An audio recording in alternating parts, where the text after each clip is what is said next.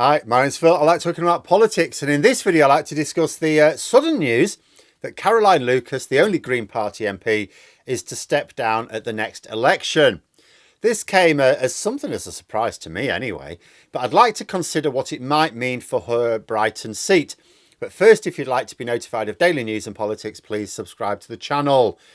So it's not going to be a long video because there's a very interesting question to look at, but there's not a huge amount to say about it. But Caroline Lucas is such an important figure in British politics, I think I would feel dirty letting such an announcement pass by without comment. In fact, for the second time this year, I am reflecting upon the sudden political retirement of a major figure in British politics who has really been a political opponent, but also one for whom I have a huge amount of respect. I think the main accolade I would pay to Caroline Lucas is I wish she'd been a Labour MP.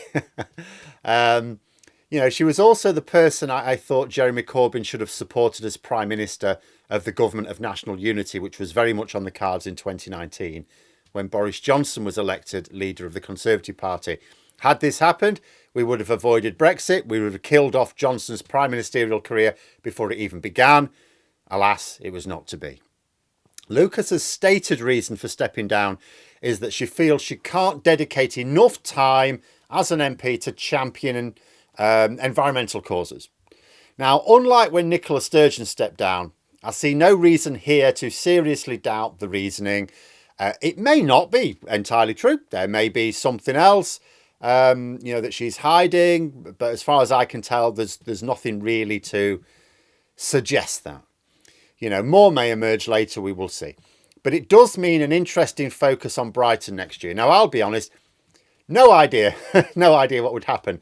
Will the new Green candidate retain the seat? Will Labour take it?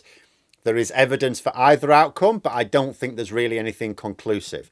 So let's look at the evidence for a Green win first. So at the last election, Lucas won with 57% of the vote. Labour were a very distant second with 23% of the vote. Now, you look at the size of that majority and it seems inconceivable that Labour could overturn it, even with, against an unknown Green candidate.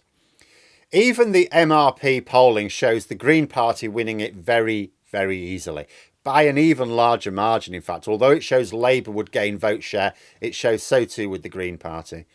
So it looks nailed on for a Green win, even without Lucas.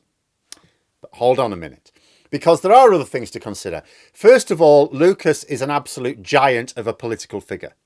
And because she is the only Green Party MP, the polling profile presumably muddies the waters between what attracts voters to the Green Party and what attracts voters to Caroline Lucas, the candidate. In other words, how accurately do pollsters really have a handle on the Green Party voter, the typical Green Party voter? For example, we know that the polls generally produce inaccurate figures for Reform UK votes. When you look at the polling for Reform UK, it seems to inflate their vote when you look at how many votes they actually get in an election that they stand in. Because it's very hard to get a handle on a good profile for their voters, for the voters of a small party. They're a small party, don't get that many votes. And in the case of Reform UK, or Brexit Party as they were, have never won a seat in a general election. Well, the Green Party got a smaller share of the vote in seats where they stood than the Brexit Party in 2019, which is now, of course, Reform UK.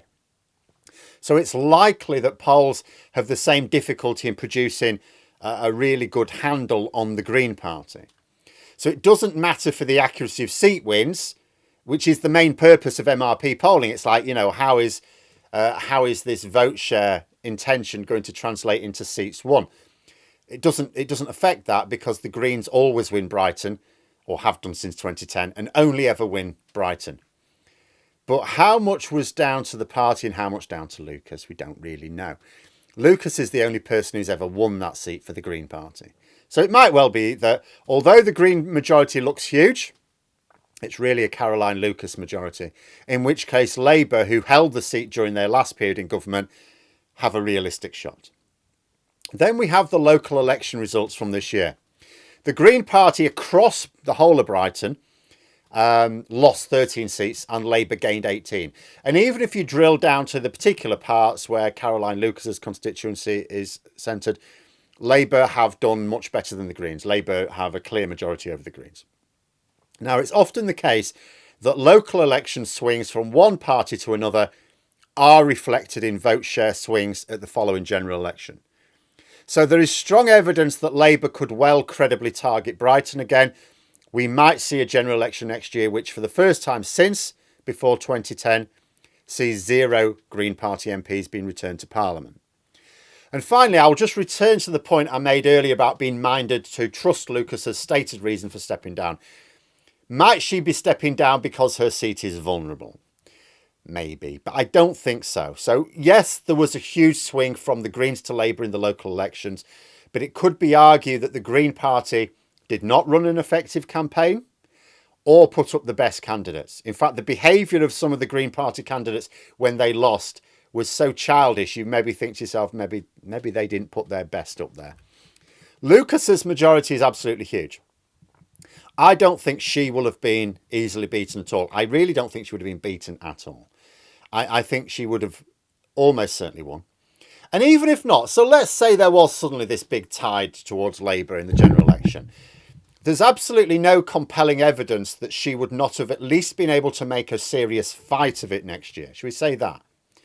I think she is stepping down, knowing that it might cost her party the seat rather than because of it. The huge majority she has, at the end of the day, is either mostly the party or mostly her. Now, if it was mostly the party, then you would question why the local election results were as they were. And you would also question why the Green Party have never been able to challenge in any other seats in the last decade.